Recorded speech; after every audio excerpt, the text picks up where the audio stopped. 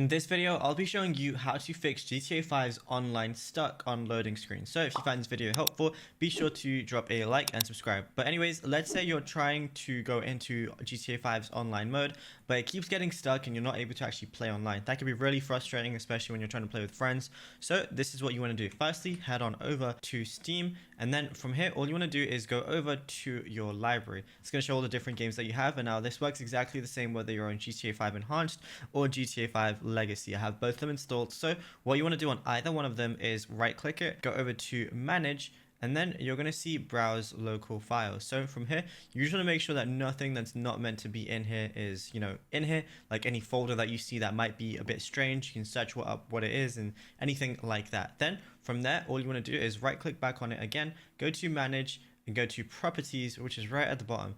Then from here, you're going to see updates and a lot of different things, but you want to go over to installed files, which is the third option. Then just go to verify this game's files are installed correctly. It says verify integrity of game files. Then it's going to be verifying the integrity. Now, if you're on Epic Games, this is what you have to do. Open up the Epic Games launcher. It's going to look something like this. Now, I don't have GTA 5 installed on Epic Games, but it's the exact same method. So go to whichever game that you have installed. For example, my one is going to be Fortnite. Press these three little dots, and then what you want to do is press manage right there, and then from here at the very top you're going to see verify files, and then just verify, and it's exactly the same thing that Steam's doing. It's just making sure that all files that are in your folder are actually the ones that are meant to be installed, and if anything's missing, it's going to install them.